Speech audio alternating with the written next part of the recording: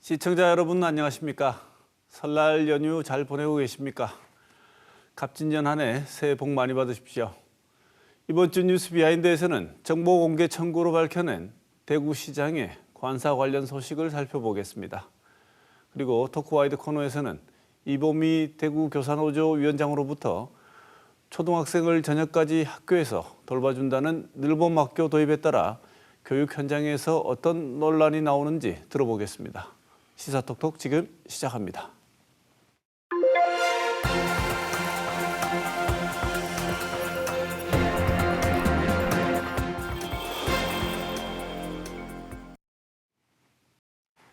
뉴스 비하인드 오늘은 정보공개 청구로 밝혀낸 홍준표 대구시장의 관사 문제를 한번 살펴보겠습니다. 천용길 뉴스민 기자 나와 있습니다. 어서 오십시오. 새해 복 많이 받으십시오. 다음은 대구 MBC 이태우 기자 나와 있습니다. 어서 오십시오. 안녕하십니까. 자, 두 분. 우리 이전에도 홍준표 시장 관사 문제 한번 살펴봤던 것 같은데요. 이번에 정보공개 청구로 구체적인 내용들이 나온 것 같습니다. 자, 먼저 이태우 기자. 네. 전임 권영진 시장 때도 관사가 있었지 않습니까? 네, 그렇습니다. 돌이켜 보면은 전임 권영진 시장이 재선을 했습니다. 그러면 홍준표 대구시장은 8년 만에 새로운 대구시장이 된 겁니다.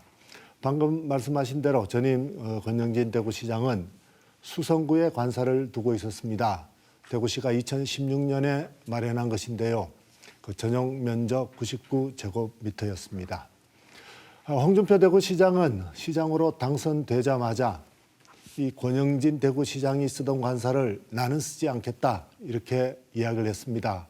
그래서 새로운 관사를 마련할 수밖에 없었는데 대구시 남구에 전용 면적 137제곱미터짜리 관사를 마련했습니다.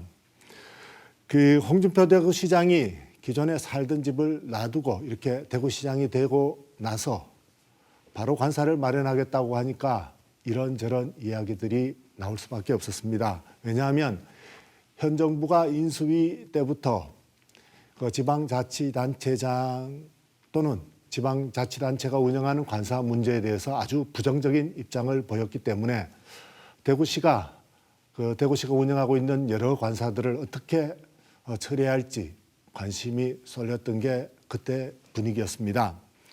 예를 들면 안철수 당시 대통령직 인수위원장은 풀뿌리 민주주의를 하겠다면서 선출된 시도지사들이 자기 집을 놔두고 굳이 세금으로 만든 관사에 살 필요가 있겠느냐면서 이제 국민의 세금으로 만들어진 관사는 모두 처분하고 자기 집에서 출퇴근하라 이런 말을 하기도 했습니다. 그래서 행정안전부는 전국 지자체에 관사 현황을 조사를 했고 가능한 관사를 없애라는 그런 공고문을 보내기도 했습니다. 그런데 대구의 홍준표 대구시장만은 이런 내용들을 깡그리 무시하고 관사를 마련한 것입니다. 네. 천용길 기자. 네. 우리가 살펴본 내용에 따르면 다른 지역에서는 이제 이런 공고안도 있고 하니까 상대적으로 이 관사라는 것이 이제 옛말이 되어 가는데 우리 지역에서는 부활을 한 게 아니겠습니까? 네. 그런데 여기에 대한 정보를 좀 알려달라고 정보 공개를 요구를 했더니 거부를 했었고 네. 그래서 그 내용을 알고 싶었던 청 기자가 정보 공개 청구를 하지 않았습니까? 네. 지금 이번 취재 내용은 그 내용을 토대로 한 것이지요? 네. 정보 공개 청구를 한 시점은 2022년 8월이었습니다. 그런데 거부를 했고 결국 행정소송을 거쳐서 지난 1월 4일에 공개하라는 확정 판결을 받았습니다. 이 법원이 지난해 12월 대구시의 홍준표 대구시장 관사에 대한 정보 공개 청구 이 거부에 대해서는 부당하다라면서 판결을 내렸고 이 대구시가 항소를 포기하면서 확정 판결이 났습니다. 이 판결을 받고 나면 바로 받을 수 있을 줄 알았는데 이 정보를 알게 된 게 한 달이 지나서야 확인할 수 있었는데 오늘 이 시간에 하나하나 우리 시청자 여러분들께 설명을 드리고 우리 시청자분들이 판단할 수 있는 시간이 되면 좋겠습니다. 네. 먼저 구체적인 내용을 하나하나 살펴보기 전에 받고 한 달이나 더 시간이 걸린 네. 이유가 뭡니까? 네, 사실 1월 4일에 확정 판결이 나면 바로 받을 수 있을 줄 알았는데요. 왜냐하면 재판 중에도 대구시가 이 원문에 대해서 이 판사에게 확인하는 절차를 거쳤기 때문입니다. 이 새롭게 만든 문서가 아니었는데 게다가 대구시는 재판 과정 중에 이미 홈페이지에 정보가 공개되어 있다. 상세 정보를 공개해달라고 하는 것은 이 법률상 이 범위를 좀 벗어나고 언론의 자유를 빙자하여 지방자치단체장의 사생활을 들여다보고자 하는 스토킹에 지나지 않는다라고 저를 칭하기도 했었습니다. 만약 이미 공개된 정보라면 대구시가 비공개 결정할 이유도 없었는데 이 대구시 쪽에서는 관련해서 공개하지 않아야 되는 즉 여러 업체들의 정보를 가려야 하기 때문에 오래 걸렸다라는 게 대구시의 설명입니다. 네. 이태우 기자. 네. 그러면 이제 구체적인 내용으로 들어가서요. 어떤 내용들이 있습니까? 크게 두 가지로 요약할 수 있을 것 같습니다. 하나는 아파트 구입을 하는데 든 비용이고요. 둘째는 이 구입한 아파트를 홍 시장이 살기 위해서 치장을 한 데 든 비용입니다.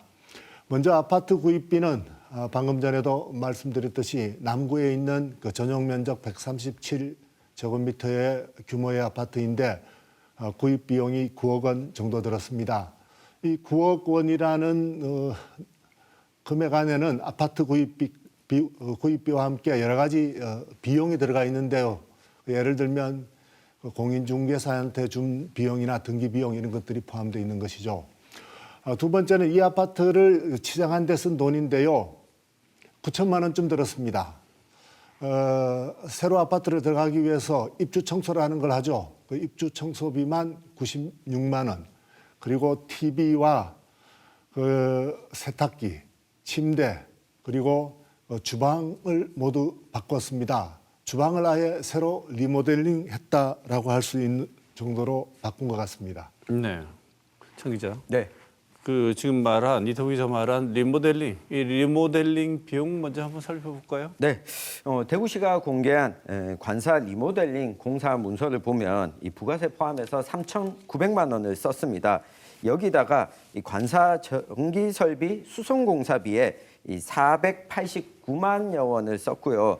이 공개한 내용을 보면 이 공사 원가 내용만 공개돼 있어서 이게 어느 제품을 썼다라고 하는 것은 좀 확인할 수 없었습니다.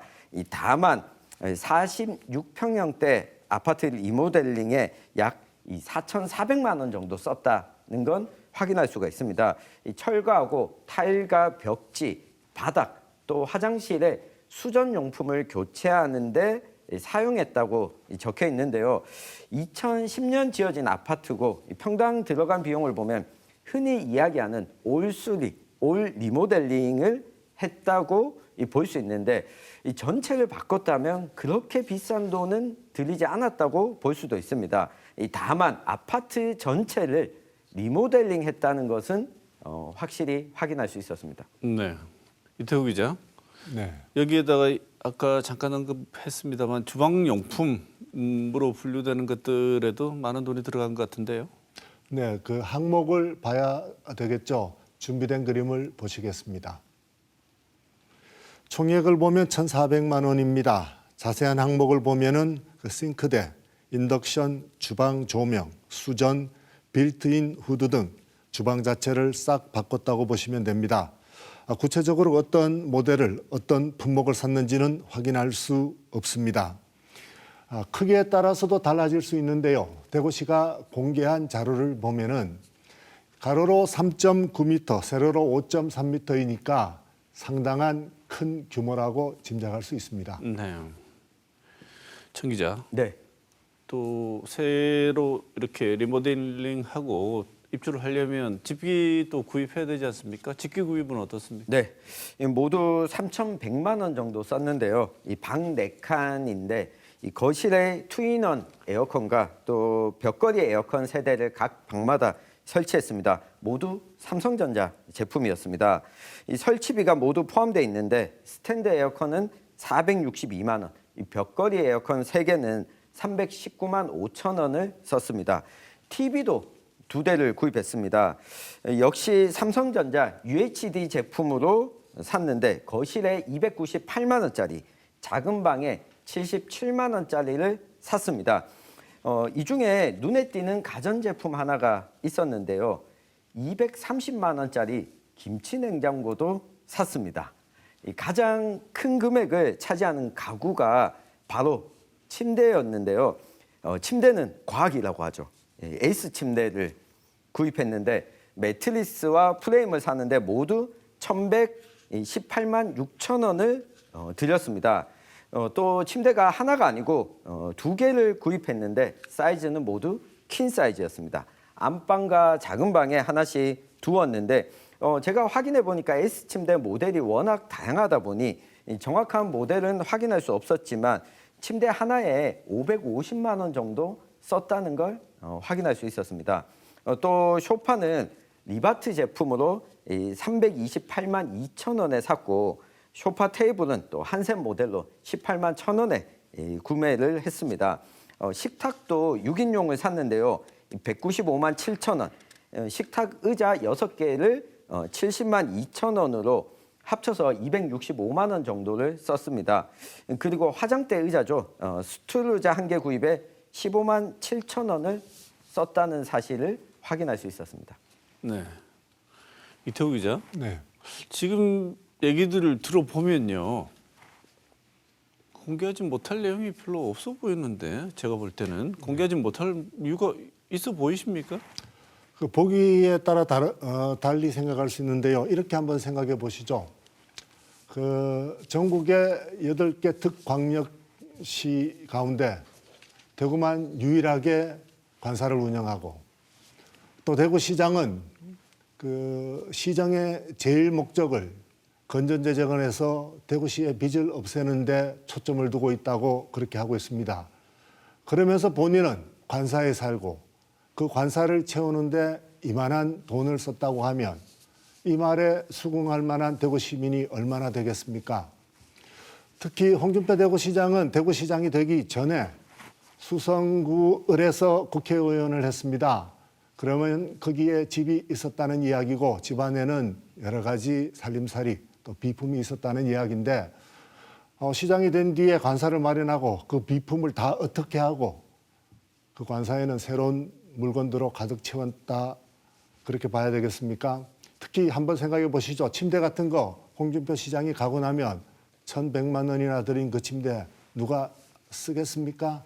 다 낭비라고 봐야 하지 않겠습니까? 네, 그래요. 자, 그러면 네.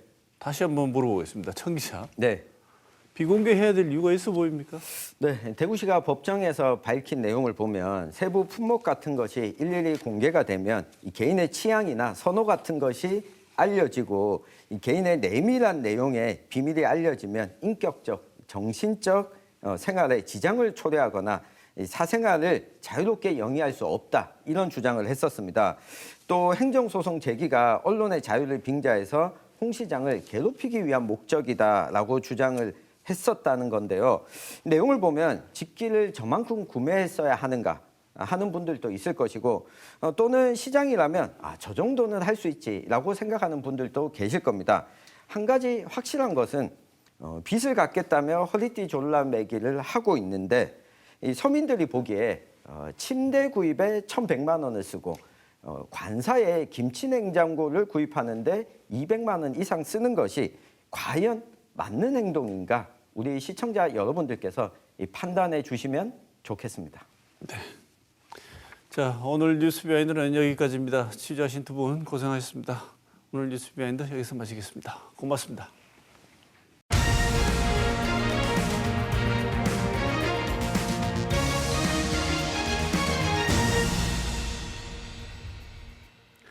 정부가 초등학생 학부모의 돌봄 부담을 덜어주기 위한 늘봄 학교 정책을 단계적으로 확산하는 정책을 추진하고 있습니다.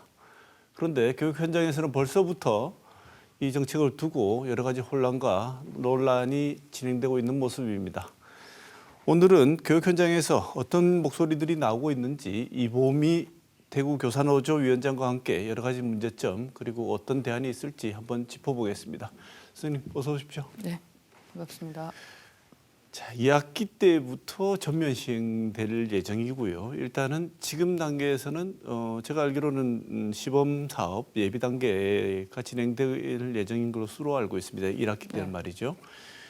일단 친숙하신 분들, 초등학생 학부모님들은 관심이 있으시니까 그나마 늘봄학교가 어떤 것들인지 좀 아실 것 같지만 대부분 잘 모르실 것 같으니까 늘봄학교 어떤 내용인지 소개 먼저 잠깐 해주시고 다른 얘기 시작하시죠. 예, 늘봄학교는 이제 기존의 학교에서 운영되던 돌봄 교실과 방과후 학교를 통칭하는 개념으로 보시면 되고, 또 이제 기존의 돌봄 교실 같은 경우에는 이제 신청자를 우선적으로 우선순위를 정해서 이렇게 받아주었던 반면에 이제부터는 이제 초등학교 1학년을 시작으로 전 학년을 선택하고 희망하면 모두 다 받아줄 수 있는 그런 형태로 늘봄학교를 운영할 것으로 보여집니다. 그래서 아침부터 저녁 8시까지 이렇게 선택해서 프로그램을 활용할 수 있는 그런 제도라고 할 수 있겠습니다. 네.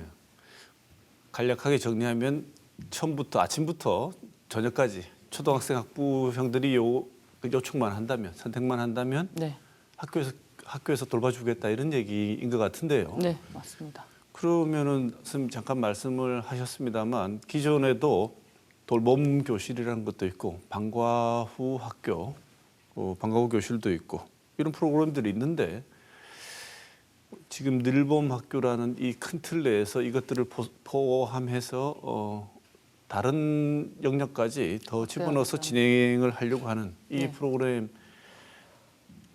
구체적으로 그럼 이전에 있는 것들은 다 없어지는 겁니까? 아무래도 돌봄 교실과 방과후 학교를 통칭해서 이제 늘봄 학교라고 개념을 가져갈 것이기 때문에 아무래도 기존의 돌봄과는 조금 차이가 있을 것으로 보여지고요. 이제 초등학교 1학년 학생의 경우에 올해 2학기부터 전면 시행이 되면 이제 방과후 1시 반부터 2시간 가량의 무료 프로그램을 전면 제공한다고 합니다. 놀이 중심과 체험 중심에. 그리고 이제 그 이후의 시간들이나 아침 시간은 이제 선택해서 학부모님들께서 시간대별로 필요한 만큼 이제 수요 조사를 받아서 운영을 한다라는 것으로 알고 있고, 기존의 어떤 돌봄을 신청하는 것과는 조금 다르게 진행될 것으로 예상을 합니다. 네. 지금 이 이름 자체가 늘봄학교 아니겠습니까? 늘 봐준다 이런 얘기지요? 늘봄. 네, 늘 봄처럼 따뜻한 학교라는 의미라고 하는데 네. 뭐 늘 봐준다라는 개념도 있는 늘 것 같습니다. 돌봐준다. 그다음에 늘 봄처럼 따뜻하다 이런 의미. 네, 맞습니다. 네. 그러면 기본적으로 신청만 한다면 특별한 본인이 우선순위 없이. 학부형이 우리 애는 초등학교 수업 마치고 네. 학원 보내고 싶다. 그러면 그 애들은 학교를 하게 되는 것이고 네, 학교에서 하는 프로그램이 좋아서 우리 애는 학교에서 하는 프로그램에다가 맡겨두겠습니다. 이러면 원하기만 한다면 다른 조건 없이 학교가 네 알겠습니다 하고 맡아서 돌봐준다는 얘기 아니겠습니까? 네, 맞습니다. 취지 자체는 굉장히 반가운 얘기고 이 저출생 시대에 아이를 놓으면 국가가 이렇게 돌봐주는 건 참 좋은데 특히 맞벌이 가정 심각하지 않습니까? 네, 그래서 여러 가지 돌봐줄 데가 없어서 학원을 보낸다 이런 얘기도 많이 듣고 하는데 네, 그런 의미에서 보자면 초등학생이 돌봐줄 곳이 다른 곳도 아니고 안심할 수 있는 학교라면 아주 좋은 제도가 아닐까 이런 생각이 일견 듭니다. 근데 네. 또 한편 생각해 보면 어떤 전문가들은 아이가 네, 돌봐줄 사람이 없다는 이유로 아침부터 네. 최장 저녁 몇 시까지인가요? 8시까지 네. 한 곳에서 한번 가면 8시까지 그냥 그 안에서만 모든 생활을 해야 된다는 것 자체가 아이들의 정서적인 거, 그다음에 인지 발달 상황과 별로 도움이 되지 않는다, 맞지 않는다 이런 지적이 있는데 어떻게 보십니까? 아무래도 이제 사교육비를 좀 많이 지출하는 가정의 경우에는 이제 방과 후 학교나 기존의 프로그램들이 좀 저렴하다는 특징도 있고 접근성이 좋다는 이유로 학교에서 많이 하기도 했는데요.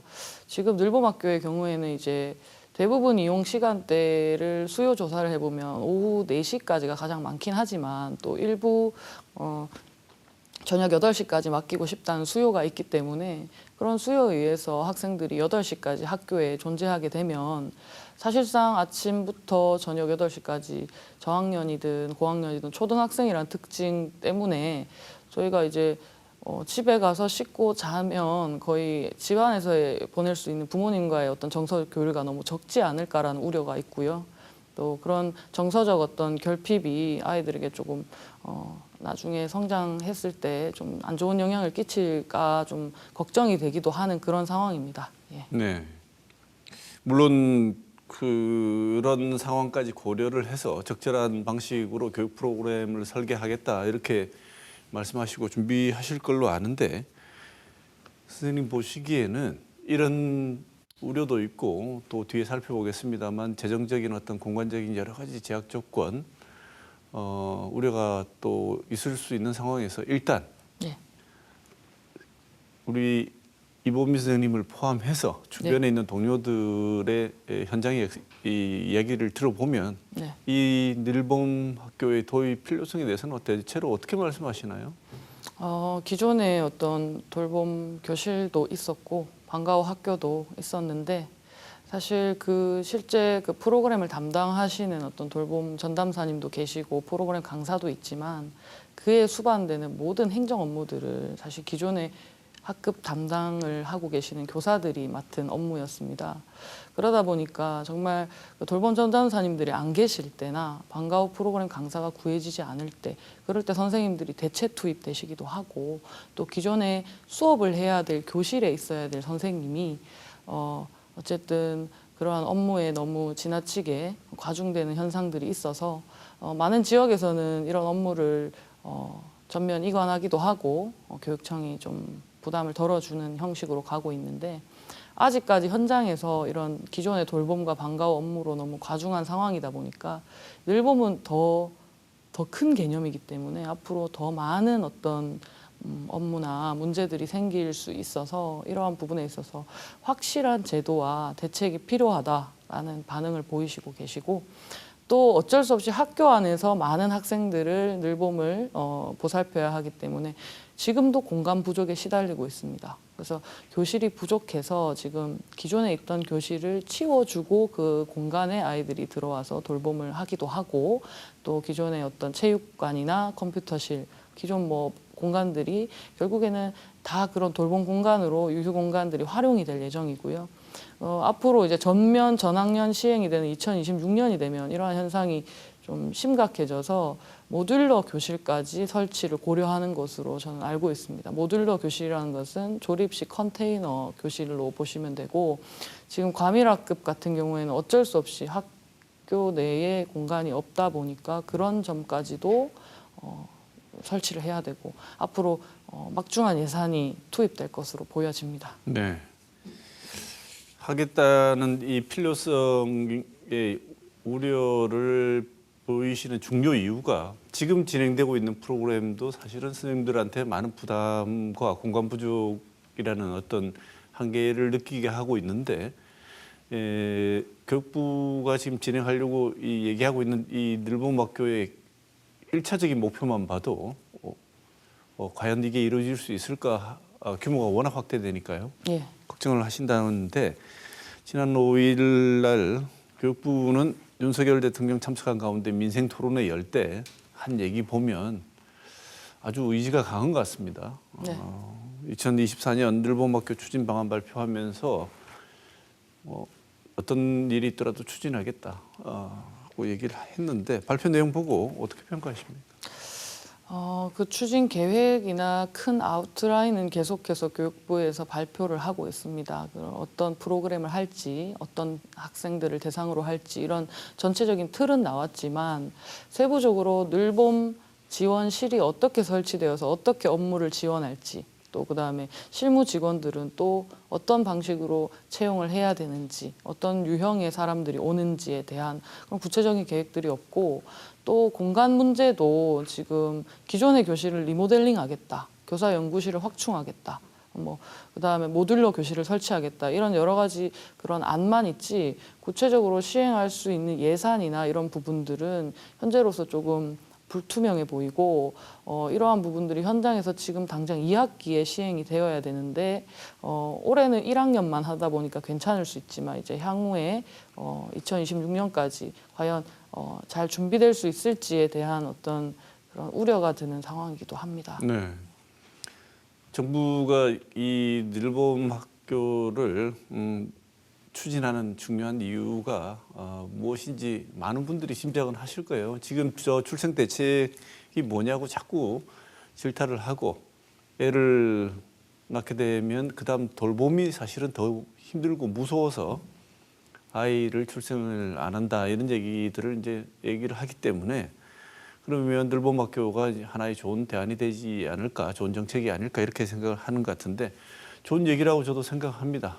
단 이런 정책들이 고민되고 실행되는 건 좋은데, 모두에서도 이범민 선생님 말씀하셨지만 선생님들도 되기만 하면 좋은 정책이라고 생각하지만, 문제는 누가 할 거냐의 문제죠. 전담 인력, 대체 인력 구해서 하겠다고 하는데 실제 현장에서는 인력 그렇게 쉽게 구해지지 않는다. 지금 방과후 학교하고 지금 돌봄을 하고 있는 이 상황에서도 인력 구하는 게 쉽지 않아서 때때로 선생님들이 업무 가르치는 시간 이외에 이런 일로 대체 투입이 되기도 한다, 이렇게 말씀하셨는데, 예. 교육 현장에서 느끼고 계신 인력 문제 어떻다고 보시고, 지금 현재 상황은 어떻다고 보시고, 과연 어떤 방식으로 진행하면 이 인력 문제가 해결이 가능할까? 어떻게 보십니까? 우선은 실제로 늘봄을 하는 늘봄 전담사님들이 새롭게 투입이 되어야 되는 상황으로 보여집니다. 기존에 돌봄 전담사님들이 계시지만 돌봄 전담사님들이 계시는 시간대가 정해져 있어서 대체로 아침 돌봄과 저녁 돌봄을 위해서 추가적으로 전담사분들이 채용이 되어야 될 상황 같고요.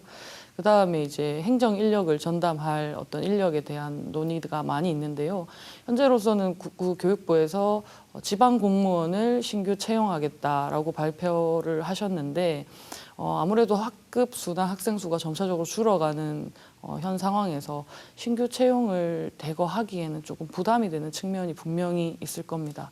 그래서 또 이런 늘봄 지원실 같은 경우에는 이제 그런 전담사님들도 관리를 해야 되고 프로그램 강사도 관리를 해야 되지만, 또 학생이 거주하는 공간이기 때문에 학생 간에 일어나는 여러 가지 안전 문제나 대책, 또 학교 폭력 문제, 또 여러 가지 민원을 처리해야 되기 때문에 이러한 그냥 행정 인력보다는 어떤 전문직 수준의 컨트롤 타워가 학교마다 배치가 되어야 되지 않을까, 늘봄 지원 실장으로. 그래서 저희는 어떤 전문직 형태로 이제 이런 분들이 계신다면 일반 행정 업무뿐만이 아니라 그 안에서 일어나는 모든 지원실의 컨트롤 역할을 할 수 있을 것이라고 내다보고 있습니다. 요구되는 인력의 능력은 전문직 수준의 관리 능력을 가진 분이면 좋겠다. 예, 맞습니다. 그래야 할 정도의 능력이 요구되는 설계가 지금 되어 있는데, 지금 대구에 초등학교가 약 400개 되는데 400여 분의 그런 능력을 가진 분들을 현실적으로 배치가 가능할지. 기존 교원을 활용하면 가능하다고 생각합니다. 네, 전담 인력으로 전환시켜서. 예, 맞습니다. 그런 계획은 교육청이나 교육부 당국에서도 하지 않겠습니까? 네, 실제로 그런 제안이 있었다는 것을 들은 바가 있고, 임기제 장학사 형태나 또 늘봄 지원 센터 등을 통해서 충분히 파견할 수 있는 것을 검토하는 것으로 알고 있습니다. 그럼 인력 자체 수급에는 큰 문제가 없을 수도 있다. 네, 향후에 어떤 구체적인 안이 정해지기만 한다면 지금의 여러 직군에서 있는 논란들이 조금 정리가 되어야지 그런 부분이 결정이 될 수 있을 것 같습니다. 네, 알겠습니다. 지금 인력 문제는 새로운 배치, 그다음에 교육부가 정말 전향적으로 생각을 해서 많은 지금 계신 선생님들께 다른 부담은 줄여주고 여기에 전념할 수 있는 환경만 만든다면 그런 전담 인력을 구하는 것 자체는 그렇게 어려워 보이지 않는 문제일 수도 있습니다. 근데 지금 근데- 발표는요. 네. 교육부에서 큰 학교에만 늘봄 지원실을 설치하고 나머지 작은 학교에는 교감 선생님들이나 네. 뭐 지방 공무원에게 이 늘봄 지원실 행정 업무를 전담시키겠다라고 하니 작은 학교들 같은 경우에 교감이 없는 경우들도 있는데 사실 교감 선생님이 있는 학교라 할지라도 이 업무 분장이라는 이유로 기존 선생님들이 또 부장을 맡게 되고 또 그러한 업무를 하게 될 우려들이 상당 부분 좀 보여지기 때문에 네. 저는 확실한 어떤 인력을 배치하여서 교실과 그 업무를 행정 업무를 분리해 주어야만이 선생님들의 교육에 전념할 수 있다라고 보고 있습니다. 네. 정확하게 나눌 수는 없겠지만 그 큰 학교, 작은 학교 어떻게 몇 개 정도가 작은 학교가 되나요? 뭐 한간에 들리는 말로는 이제 전교생 2,000명을 기준으로 큰 학교를 정하겠다고 했는데 그런 학교들이 실제로 지금 많지도 않고 점점 줄어가는 추세이기 때문에 저는 그렇게 배치를 해서는 전혀 실효성이 없다고 보여지고요. 네. 수요가 어떻게 될지 모르는 상황이잖아요. 신청자 모두를 받아주기 때문에 그렇기 때문에 모든 학교마다 한 명의 전문 인력들이 분명하게 배치가 되어야 된다라고 보는 입장입니다. 마음만 먹으면 할 수는 있는데 지금 그 전문 인력이 배치될 가능성이 있는 학교는 선생님 말씀에 따르면 거의 없다는 얘기네요. 네. 자, 인력 문제는 어떻게 보면 의지만 있으면 해결할 가능성도 있어 보이는데 네. 정작 중요한 거는 이 공간 문제예요. 공간도 아까 잠깐 말씀을 하셨는데 이 공간이 굉장히 중요한 문제 아니겠습니까? 예. 어떻게 보면 이게 교실이니까요. 그것도 말씀대로 교실이니까요. 그것도 중요한 문제지만 아이들이 여기다가 또 어린 아이들이라서 네. 저는 제일 걱정되는 게 하나가 뭐냐면 전용 공간이나 이 공간에 대한 지각이 이 변화함에 따라서 잘못하면 아이들이 짐짝처럼 취급되는 느낌을 받을 수도 있거든요. 네. 그거는 굉장한 상처이기 때문에 공간 문제도 굉장히 중요한 것 같은데 학생을 어디서 돌볼 것인가 이 공간 문제는 해결 가능성이 있습니까? 우선적으로 이제 고학년 학생들이 아니라 이제 저학년 교실 같은 경우에는 리모델링 사업을 추진해서 뭐 교실에 온도를 깔아주겠다라는 지역도 지금 있고 또 선생님들이 그 교실을 비켜주어야 되기 때문에 그 공간에서 어쨌든 수업 준비도 하고 여러 다른 기존의 학생들 상담도 진행하시고 수업 또 이렇게 보충 수업도 하는 공간인데 그 공간이 없어지는 것이니까 연구실을 확충해 주겠다라는 그런 대안도 있고요. 아까 말씀드린 것처럼 이제 교실로는 부족할 때 교실까지 다 활용했는데도 부족한 경우가 있으면 추가적인 어떤 모듈러 교실이라는 조립식 교실을 설치하겠다라는 의견까지 지금 분분하게 나오고 있습니다. 네. 현장에서는 지금 계획을 보면 지금 상태와 지금 현재 준비 상태로는 특히나 현장에 계신 행정직원 선생님들 그다음에 교사 선생님들 안 된다 이런 불만의 목소리 이러다가는 그거는 취지 자체는 굉장히 좋은데 이 부담이 고스란히 지금 있는 선생님들에게 넘어오지 않을까 하는 걱정 많이 있으실 것 같은데 준비할 시간도 부족하고 이럴 것 같은데 어떻게 현장에서는 선생님들이 이 구체적인 실제 반응은 어떻습니까? 실제 반응은 조금 우려가 많은 상황인 것이 지금도 업무 분장으로 학기 초에 선생님들 기존 늘봄 학교를 맡지 않고 돌봄 교실과 방과후 교실을 담당하던 선생님 업무에 분장이 들어가 있고 또 분장이 들어가 있는 학교들이 있고 이러한 부분이 향후에 업무를 완전 배제하겠다라는 그 방침과 어떻게 연결이 될지에 대해서 구체적인 계획이 없다 보니까 지금 좀 혼란을 느끼시는 것 같고요.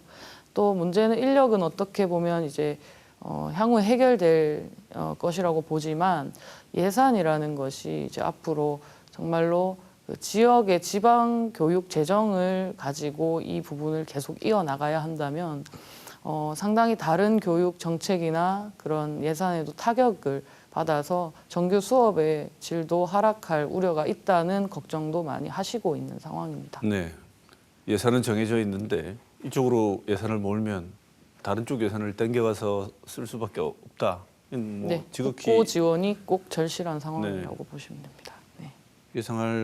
예상이 당연히 되는 건데요. 근데 정부 행정 업무 늘어나는 거 줄여줄 테니까 걱정하지 마시라 이렇게 얘기를 하고 그 구체적인 내용으로 지금 교육부에서 얘기하는 거는 기간제 교원 전담할 수 있는 이 업무를 전담하는 기간제 교원 더 선발하고 이 늘봄 실무 직원 학교에 배치하겠다 이렇게 얘기를 하는데 이렇게 되면 선생님들한테는 좀 부담이 덜 되지 않을까요? 실효성 네. 없어 보이십니까? 왜 네, 걱정이 많으시죠? 1학기는 기간제 교원분들이 와서 한시적으로 이 시범 학교들에게만 그 업무를 대행해 주시는 것이고요.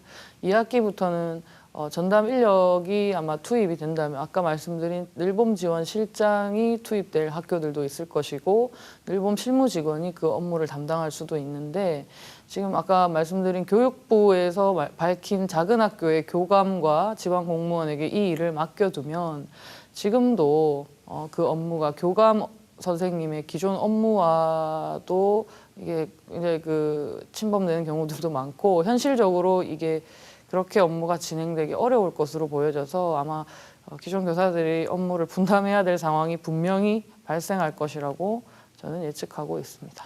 예. 그럼 어떻게 해야 될까요?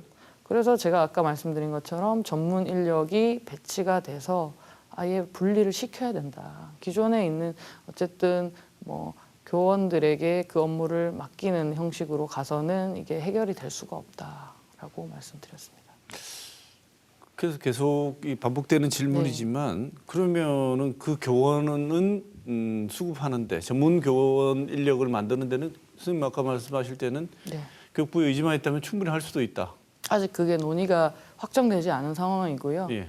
뭐 앞으로 뭐 이제 어떤 식으로 배치할지가 정해진다면 이제 그 부분에 대해서 뭐 해결이 되겠지만 지금으로서는 뭐 지방 공무원을 신규 채용한다 또는 뭐 전문직을 활용한다라는 계획만 있을 뿐 현실적으로 뭐 확정된 바가 아무것도 없습니다. 작은 학교에는 교감 선생님이라고 지금 어쨌든 계획 안에 내려온 상태라서 상당히 그 현장에서는 그 우려가 많은 것으로 알고 있습니다. 네.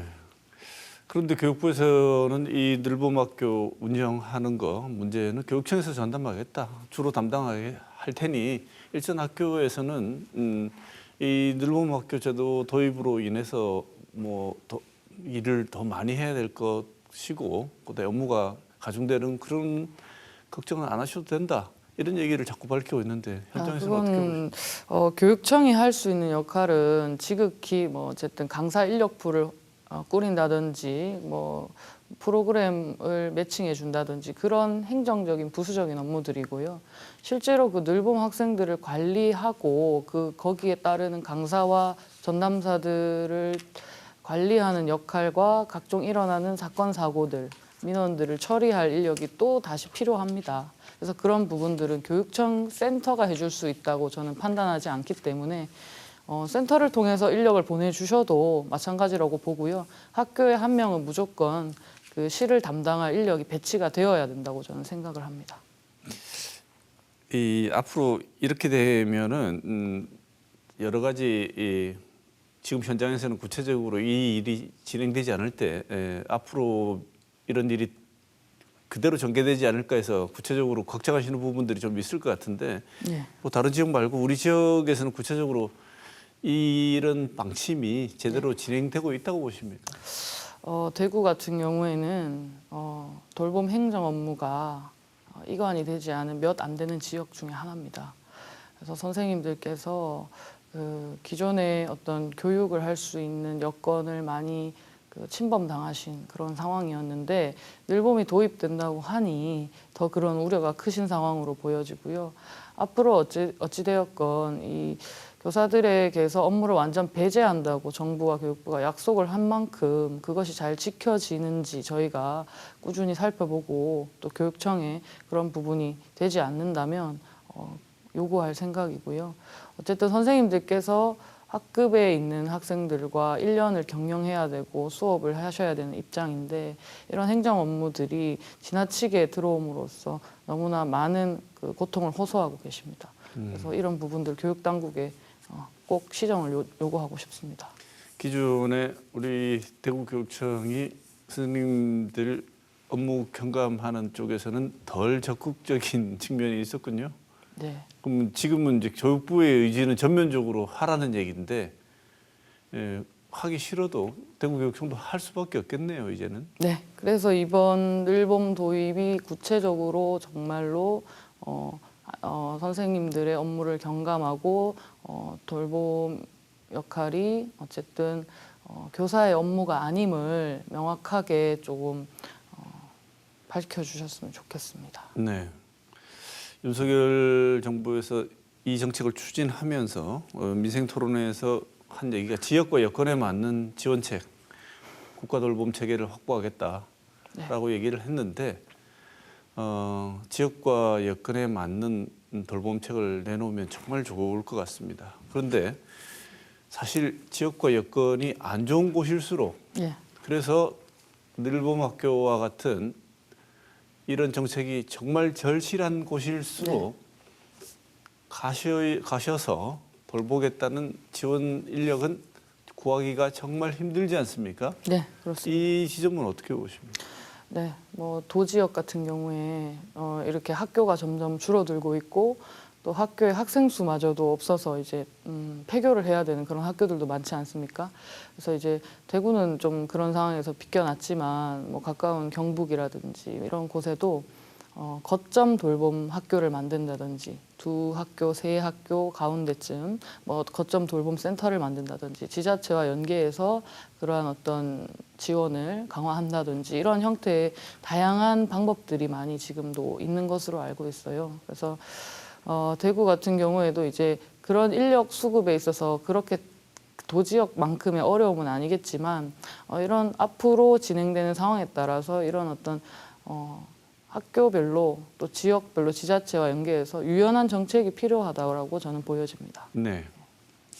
자, 오늘 시간 마무리하기 전에 선생님께서 보시기에 이 제대로 시행만 된다 그러면 주지 자체는 굉장히 칭찬할 만한 제도라고 보입니다. 늘봄학교 제대로 정착되고 구체적으로 학부모들, 학부형들의 도움을 주기 위해서는 어떤 부분이 꼭 필요한지 교육부와 대구교육청에게 당부하시고 싶은 말씀이 있으면 끝으로 듣고 오늘 시간 마무리하겠습니다. 네, 지금 국가적인 돌봄만큼이나 중요한 게 교육이라고 생각합니다. 그래서 우리 교육 현장에 있는 선생님들이 지금 교직을 많이 떠나고 계십니다.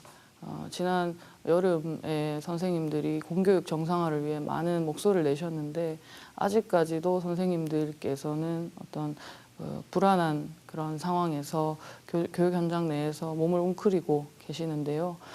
지금 신규 선생님들도 많은 부분들에서 이제 수능을 다시 치고 이직을 고민하시는 그런 상황이 계속해서 반복되고 있어서 정말 우리 교육 현장을 바로 살려야지 우리 아이들의 미래도 보장되는 것이고 또 이러한 선생님들이 정말 수업을 하고 교육을 하면서 자긍심을 가질 수 있는 현장을 만들어 주십사 저는 꼭 당부드리고 싶습니다. 네. 오늘 토크와이드는 이봄이 대구교사노조 위원장 모시고 시행을 앞두고 있는 늘봄학교 여러 가지 측면에 대해서 짚어봤습니다. 선생님 오늘 좋은 말씀 감사드립니다. 고맙습니다. 네, 감사합니다.